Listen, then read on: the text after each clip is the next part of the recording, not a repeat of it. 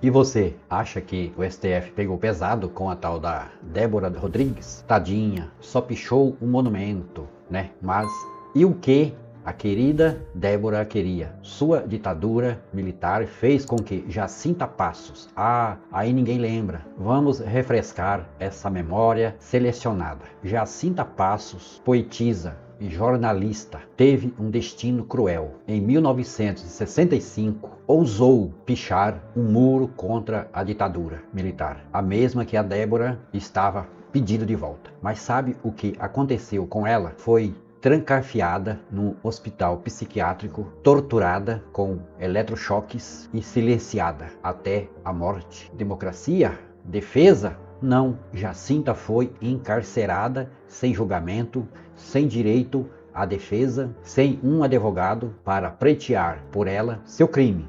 Escrever versos contra a opressão. Débora, por outro lado, não estava só brincando de arte urbana no dia 8 de janeiro. Ela não foi meio de um ataque golpista contra os três poderes. A estátua foi apenas um detalhe.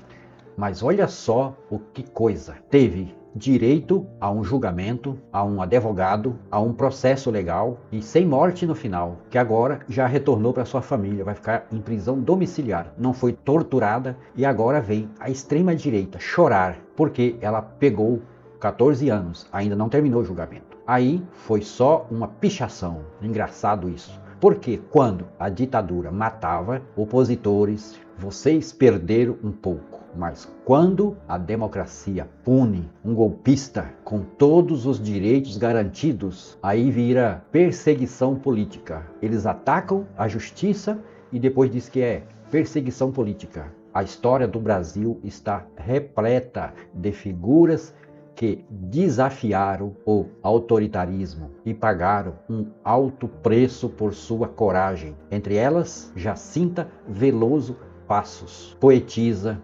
jornalista, feminista e comunista. Dizem que era comunista.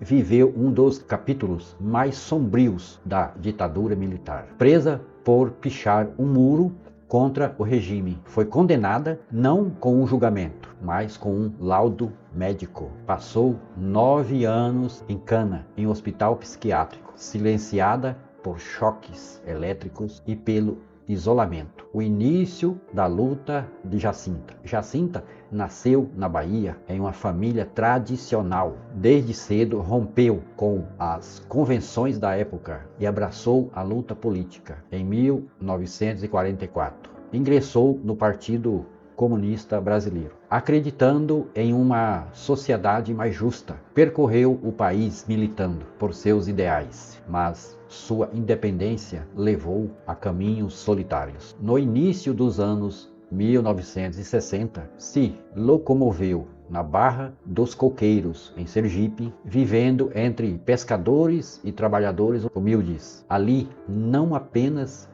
escrevia, mas tentava organizar as comunidades quando aconteceu o golpe de 1964. Os comunistas em Sergipe foram caçados. Jacinta, por ser uma militante avulsa, passou despercebida por um tempo, mas a sua paixão pela resistência não a deixou em silêncio. Uma noite, em abril de 1965, enquanto pichava um muro em Aracaju contra a ditadura, foi flagrada e presa. A repressão como diagnóstico levava apenas uma lata de tinta e a coragem de enfrentar um regime brutal no quartel. Foi interrogada pelo tenente Rabelo, lá em Aracaju. Quando questionada, não negou nada. Respondeu em versos. A firmeza de suas palavras incomodou os militares, que viram nela um problema. Problema. Não era uma militante qualquer, mas uma intelectual que não cedia ao medo. Sem provas,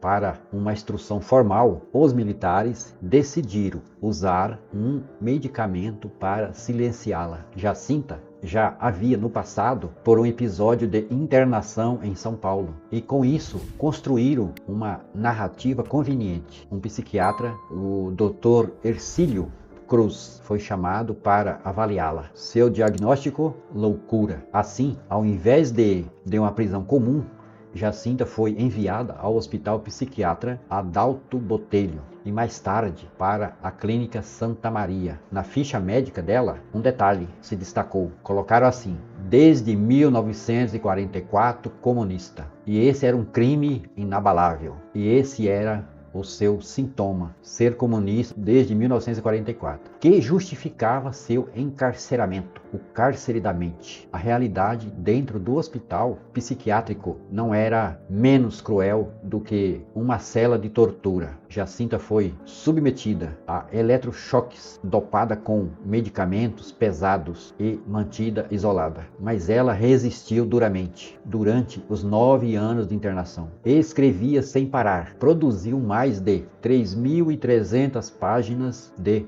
poesia, teatro, história e filosofia. Criou um universo de liberdade dentro da sua prisão mental, que buscou a importância. Passava as horas ouvindo notícias pelo rádio de pilha que tinha lá no hospital, sintonizada na Voz da América, na BBC de Londres e na Central de Moscou. Era assim que acompanhava o mundo que ela inventou, que ela escrevia. Isso era tudo ilusão que ela fez. Em certo momento, encontrei um aliado naquele inferno, ela escreve. Robério Garcia, outro internado comunista, mas as suas situações eram diferentes. O tal Robério, por ter família influente, estava ali apenas por proteção, para evitar a tortura nos porões do regime militar. Jacinta, por outro lado, era uma prisioneira sem julgamento, sem direitos, sem voz. Daí veio o silenciamento final. Jacinta partiu, foi brutalmente recapturada. Ela reagiu, foi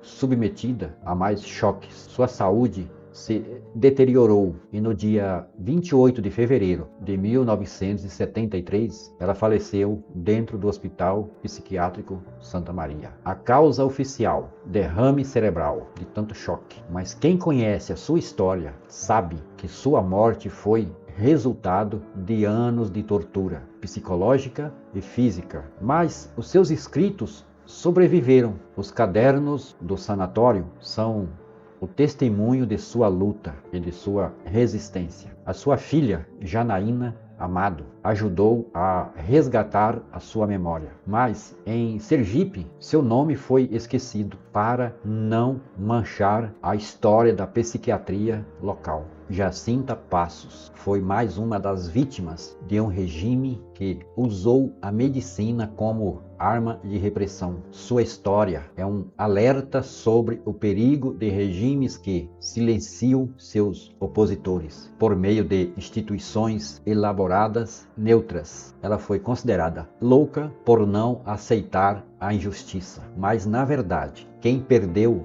a razão foi um país inteiro que permitiu que uma poeta morresse encarcerada apenas por sonhar com a liberdade. A Débora lutando por uma ditadura e a Jacinta Passos lutando por liberdade. E ela não estava na frente de justiça, na frente de nada. Ela estava escrevendo um dos seus versos em um muro e foi flagrada e presa. Passou 9 anos na cadeia sendo torturada e tomando medicamentos experimental até fritarem seu cérebro. Daí colocam no seu atestado de óbito: derrame cerebral. A outra lutando para ter uma ditadura, mas ela está na democracia. Ela teve todos os seus direitos preservados. A outra, Jacinta, estava em uma ditadura lutando por liberdade. Escreveu um verso e um muro. Consequência: presa, torturada até a morte. São as duas diferenças muito grandes. Então, essas pessoas, todas elas, têm que pagar por seus crimes. Nós vivemos em uma democracia. E na democracia, todos são responsáveis por seus atos. Quando você perde a democracia, você perde todos os seus direitos. Todos, sem exceção. Os seus direitos vai ser o que a ditadura ou o que o regime quiser. E você, o que você acha dessa história? Deixe seu comentário, compartilhe e ajude a manter viva a memória dos que lutaram contra a ditadura. A resistência nunca deve ser esquecida. Se inscreva no canal, deixe seu like, compartilhe. Até o próximo vídeo e tchau!